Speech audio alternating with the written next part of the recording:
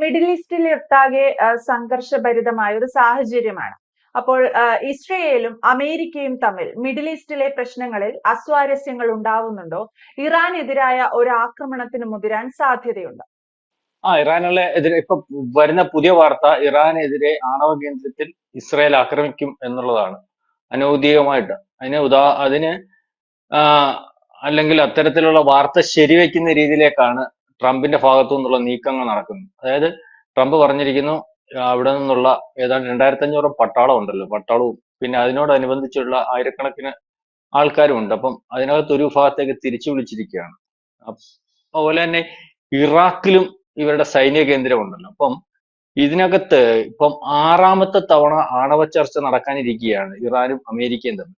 അപ്പം അത്തരത്തിൽ അമേരിക്കയുടെ 6ാമത്തെ തവണ ആണവ ചർച്ചയിലും ഈ പറയുന്നത് പോലെ ഒരു കോംപ്രമൈസ് രീതിയിലേക്ക് വന്നില്ലെങ്കിൽ അതിനുശേഷം ആക്രമിക്കുമെന്നാണ് ഇസ്രായേൽ പറഞ്ഞത്. പക്ഷെ ഇസ്രായേൽ ഇപ്പൊ അമേരിക്കയുടെ അല്ലെങ്കിൽ അമേരിക്കയെ നോക്കി നിൽക്കുന്ന ഒരു അവസ്ഥയില്ല. ഏതവസരത്തിലും ആക്രമിക്കാൻ സാധ്യതയുള്ള ഒരു രീതിയിലേക്കാണ് കാര്യങ്ങൾ പോകുന്നത്. കാരണം ഇസ്രയേലുമായിട്ട് മാന്യമായ ഒരു രീതിയിലല്ല ട്രംപിന്റെ പെരുമാറ്റം, അല്ലെങ്കിൽ നേരത്തെ ഉണ്ടായിരിക്കുന്ന അമേരിക്കൻ ഭരണകൂടങ്ങൾ എടുത്ത നിലപാടല്ലെന്നുള്ള രീതിയിലേക്ക് വരുന്നു. കഴിഞ്ഞ ദിവസം ഏതാണ്ട് 40 മിനിറ്റ് ഇസ്രയേൽ പ്രധാനമന്ത്രി നെതന്യാഹുവും ട്രംപുമായിട്ട് സംസാരിച്ചിട്ട് തെറ്റിപ്പിരിഞ്ഞു എന്നുള്ള രീതിയിലേക്കുള്ള വാർത്തയാണ്. കാരണം ഇദ്ദേഹം സൗദിയിൽ പോകുന്നു, അത് കഴിഞ്ഞിട്ട് ഖത്തറിൽ പോകുന്നു, ഹൂത്തികളുമായിട്ട് കോംപ്രമൈസ് ചെയ്യുന്നു. അതുപോലെ സിറിയയിൽ ഉള്ള വിമത അല്ലെങ്കിൽ സിറിയയുമായിട്ട് യുദ്ധം ചെയ്തുകൊണ്ടിരിക്കുന്ന ഇസ്രായേൽ, അപ്പൊ ആ ഗവൺമെന്റുമായിട്ട് ചർച്ച നടത്തുന്നു. അപ്പം എല്ലാ രീതിയിലും ഇസ്രായേലിന് എതിരായിട്ട് നിൽക്കുന്ന, അല്ലെങ്കിൽ ഇസ്രായേൽ യുദ്ധം ചെയ്യുന്ന രാജ്യങ്ങളോട് ഉൾപ്പെടെയുള്ള രാജ്യങ്ങളുമായിട്ട് കോംപ്രമൈസ് ടോക്കിലേക്ക് പോകുന്ന ഒരവസ്ഥയുണ്ട്. അപ്പൊ ഇറാൻ പറയുന്നത്, ഞങ്ങൾക്കെതിരെ ഇസ്രായേൽ ആക്രമിച്ചാൽ അത് അമേരിക്കയുടെ അനുസരിച്ചുള്ള ആക്രമണം ആയിട്ട് കണക്കാക്കി ഈ ഇറാഖിനെ ആക്രമിക്കുക. കാരണം ഇറാഖിൽ സൈനിക ബേസ് ഉണ്ട് ഈ പറയുന്ന അമേരിക്കയുടെ. അപ്പൊ അത്തരത്തിലേക്ക്, അപ്പൊ അവിടെ ആക്രമിക്കുമ്പോൾ അമേരിക്കൻ ആക്രമണമായിട്ട് മാറുമല്ലോ. അപ്പം അത്തരത്തിൽ വല്ലാത്തൊരു പ്രശ്നത്തിലേക്ക് പോവുകയാണ്. അതുപോലെ തന്നെ അന്താരാഷ്ട്ര മാധ്യമ രീതിയിൽ ഇപ്പം ഈ പറയുന്നത് പോലെ US നേതൃത്വത്തിലുള്ള കരാർ കമ്പനിയാണ് ഈ ഭക്ഷണം കൊടുക്കുന്നത് ഹമാസിൽ ഉൾപ്പെടെയുള്ളത്. അപ്പൊ ഭക്ഷണം കൊടുക്കുന്നിടത്ത് വീണ്ടും ഇസ്രായേൽ കയറി ആക്രമിക്കുന്നത്, അത് ശരിക്കും പറഞ്ഞാൽ അതൊരു കേൾക്കുമ്പോൾ നമുക്ക് വേദന ഉണ്ടാക്കുന്ന ഒരു കാര്യമാണ്. ഈ ഭക്ഷണത്തിന് ക്യൂ നിൽക്കുക എന്ന് പറഞ്ഞാൽ ഭക്ഷണം മേടിക്കുന്നതിന്. കാരണം ദിവസങ്ങളോളം പട്ടിണി കിടക്കുന്ന ആൾക്കാർ ഒരു നേരത്തെ സൗജന്യ ഭക്ഷണത്തിന് ക്യൂ നിൽക്കുമ്പോൾ ഈ തെള്ളിനകത്ത് അറിയാമല്ലോ, ആ തെള്ളിനകത്ത് ക്യൂവിൽ നിന്ന് വെളി വരുന്നവരെ ഇസ്രായേൽ സൈന്യം വെടിവെച്ച് കൊല്ലുന്ന ഒരു അവസ്ഥയാണ്. അപ്പൊ ഇസ്രായേലിനെ ഈ കാണുന്ന പാലസ്തീൻകാരെ മൊത്തം ഹമാസ് ആയിട്ട് കാണുന്നതിന് വേണ്ടി, അല്ലെങ്കിൽ അത്തരത്തിൽ അവരുടെ ഒരു വൈരാഗ്യം. അപ്പം അത് കഴിഞ്ഞതിന് ശേഷം ഈ ഹമാസ് അവിടെ വാഹനം അല്ലെങ്കിൽ ഇതുപോലെ ഇത്തരത്തിൽ ഭക്ഷണം കൊണ്ടുവരുന്ന 5-6 ട്രക്കുകളെ ആക്രമിക്കും, അതിനകത്ത് 4-5 പേര് കൊല്ലപ്പെടുകയും ഒക്കെ ചെയ്യുന്ന ഒരവസ്ഥയുണ്ട്. അപ്പം ഇതിനകത്ത് യൂറോപ്യൻ കൺട്രീസ് ഉൾപ്പെടെയുള്ളവർ പറയുന്നത് ഇസ്രായേൽ യാതൊരു കാരണവശാലും യുദ്ധം നിർത്തുന്ന ഒരവസ്ഥയിലേക്ക്, അല്ലാണ്ട് യുദ്ധം നിന്നു കഴിഞ്ഞാൽ നെതന്യാഹുവിന്റെ രാഷ്ട്രീയ ഭാവിയിൽ കുഴപ്പമുണ്ടാവും, അല്ലെങ്കിൽ അദ്ദേഹത്തിന് എന്തൊക്കെയോ കേസുകളുണ്ട്, സുപ്രീം കോടതി അദ്ദേഹത്തിന്റെ സാമ്പത്തിക കേസുകൾ അകത്താക്കും. അപ്പൊ അത്തരത്തിലേക്കുള്ള ആരോപണങ്ങൾ ഉൾപ്പെടെ വരുന്നുണ്ട്. അപ്പം ഏതായാലും ഇപ്പൊ നമ്മൾ പറയുന്നത് ഇലക്ഷന് മുമ്പ്, അല്ലെങ്കിൽ വിശാല ഇസ്രായേൽ, അല്ലെങ്കിൽ അത്തരത്തിലുള്ള കാര്യങ്ങൾ ഒക്കെ പറഞ്ഞിരുന്നു. ഇലക്ഷന് ശേഷം വളരെ സമ്മർദ്ദത്തിലാക്കി വെടിനിർത്തൽ, ഹമാസും ഇസ്രായേലും കൂടെ വെടിനിർത്തലൊക്കെ ഉണ്ടാക്കി.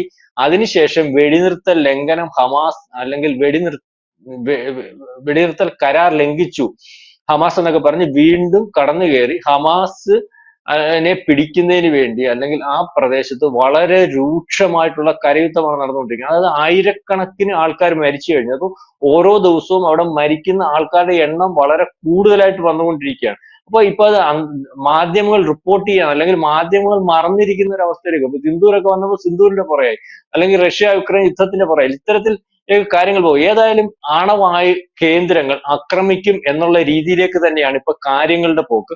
അതുകൊണ്ട് തന്നെയാണ് അമേരിക്കൻ പൗരന്മാരെ സുരക്ഷിതമായിട്ട് അമേരിക്ക തിരിച്ചു വിളിച്ചുകൊണ്ടിരിക്കുന്നത്.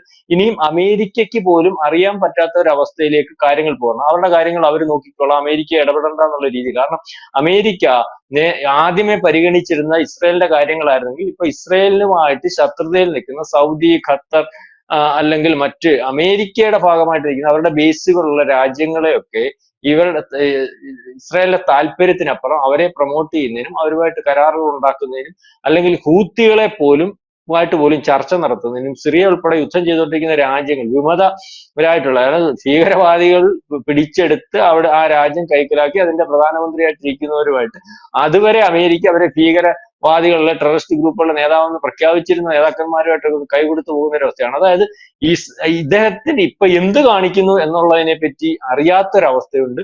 അദ്ദേഹം കാണിക്കുന്നതെല്ലാം നേരത്തെ ഇതുവരെ അമേരിക്ക എടുത്തുകൊണ്ടിരുന്ന നിലപാടുകൾക്ക് വ്യത്യസ്തമായിട്ടുള്ള ഒരു നിലപാടാണ്. അതുകൊണ്ടാണ് യൂറോപ്യൻ കൺട്രീസ്, നാറ്റോ ഉൾപ്പെടെയുള്ള കൂടെ നിൽക്കുന്ന പല രാജ്യങ്ങളും പിന്മാറിയിട്ടില്ലെങ്കിലും ഇദ്ദേഹം പറയുന്നത് കേൾക്കാൻ തയ്യാറാകാത്ത ഒരു അവസ്ഥയിലേക്ക് കാര്യങ്ങൾ പോകുന്നത്. ഏതായാലും ആണവ കേന്ദ്രങ്ങൾ ആക്രമിക്കാനുള്ള ഒരു സാധ്യത വളരെ കൂടുതലായിട്ടുണ്ട്. വളരെ ദീർഘകാലം കൊണ്ടേ പദ്ധതി ഇടുന്നതാണ് ഇസ്രായേൽ. അത് ഒരു പക്ഷേ ആക്രമിച്ചു കഴിഞ്ഞാൽ യുദ്ധം ഏതൊക്കെ വഴിക്ക് നീങ്ങും, പിന്നെ ആ യുദ്ധം ഏത് തലത്തിലേക്ക് പോകും എന്നുള്ള രീതിയിലേക്കൊന്നും കാര്യങ്ങൾ നമുക്കിപ്പൊ പറയാൻ സാധിക്കത്തില്ല. അപ്പൊ ആണവ കേന്ദ്രം ലക്ഷ്യമാക്കി ഇസ്രായേൽ നീങ്ങുന്നു എന്ന് തന്നെയാണ് ഇപ്പം കിട്ടുന്ന ഏറ്റവും പുതിയ വാർത്ത. പക്ഷെ പ്രശാന്ത് സാർ, ഇപ്പോൾ അറിയാൻ സാധിക്കുന്നത് അമേരിക്കൻ താവളങ്ങൾക്ക് നേരെ ഇറാൻ മിസൈലുകൾ വിന്യസിച്ചിട്ടുണ്ട് എന്നുള്ള തരത്തിലുള്ള റിപ്പോർട്ടുകളാണ്. അങ്ങനെയാണെങ്കിൽ ഇറാന്റെ ഭാഗത്ത് നിന്ന് ഏതെങ്കിലും തരത്തിലുള്ള ഒരു ആക്രമണത്തിന് ഒരു നീക്കം ഉണ്ടാവുകയാണെങ്കിൽ തന്നെ തിരിച്ചടിക്കാൻ അമേരിക്ക സജ്ജമല്ലേ? തിരിച്ചടിച്ചേ മതിയാവത്തുള്ളൂ എന്നുള്ള രീതിയിലേക്ക് വരും. ഇപ്പൊ തന്നെ ആദ്യത്തെ അവർ പറഞ്ഞിരിക്കുന്ന തന്നെ ആദ്യം അടിക്കുന്ന ഇറാഖിലേക്ക് അടിക്കുന്നവർ. ഇറാഖിൽ ഇവരുടെ ബേസ് ഉണ്ട്, സൗദിയിൽ ബേസ് ഉണ്ട്, ഖത്തറിൽ ബേസ് ഉണ്ട്, പല പ്രധാനപ്പെട്ട കേന്ദ്രങ്ങളിലൊക്കെ ബേസ് ഉണ്ട്. അപ്പം അവരെല്ലാം ഈ യുദ്ധത്തിനകത്ത് ഇറാന് അല്ലെങ്കിൽ അറിയാമല്ലോ, ഇറാൻ അനുകൂലമായിട്ടുള്ള നിലപാടല്ല എടുക്കുന്നത്. അതെന്താണ് പറഞ്ഞത്, അമേരിക്കയുടെ ഭാഗമായിട്ട് നിൽക്കുന്ന രാജ്യങ്ങളായതുകൊണ്ട് അവരുടെ ബേസ് ഉള്ളത് കൊണ്ടുമാണ്. അപ്പൊ ഈ യുദ്ധത്തിനകത്ത് ഇപ്പം ഇത്തരത്തിലുള്ള ഒരു അറ്റാക്ക് വന്നാൽ അമേരിക്ക പറഞ്ഞിട്ടാണ് ചെയ്യുന്നതെന്നുള്ള രീതിയിൽ ഇറാൻ തിരിച്ചടിക്കാൻ പോകുന്നത് ഈ ഷിയ അല്ലെങ്കിൽ ഇവര് ഷിയ ആണല്ലോ, സുന്നി വിഭാഗത്തിലുള്ള രാജ്യങ്ങളെ. അതിനപ്പോ ഹൂത്തികൾ തിരിച്ചടിക്കും. അവരുടെ ഈ അറിയാമല്ലോ, ഈ പ്രോക്സി ഗ്രൂപ്പുകളുടെ രാജാവാണ് ഇറാൻ. അപ്പൊ അവർക്ക് പല രാജ്യങ്ങളും കയറി ഇത്തരത്തിൽ ആക്രമിക്കുന്നതിന് വേണ്ടിയുള്ള സംവിധാനങ്ങൾ സംഘടിച്ചു. അപ്പൊ അതൊരു വല്ലാത്തൊരവസ്ഥയിലേക്ക് പോകും. കാരണം ഇത് സമ്മർദ്ദത്തിലാക്കും അമേരിക്കയുടെ ഭാഗമായിട്ട് നിൽക്കുന്ന ഇസ്ലാമിക രാജ്യങ്ങൾ ഒരുപക്ഷെ ഈ പറയുന്ന ഇറാന്റെ കൂടെ നിൽക്കാത്തതുകൊണ്ട് ഇറാന്റെ വൈരാഗ്യവും ഉണ്ട്.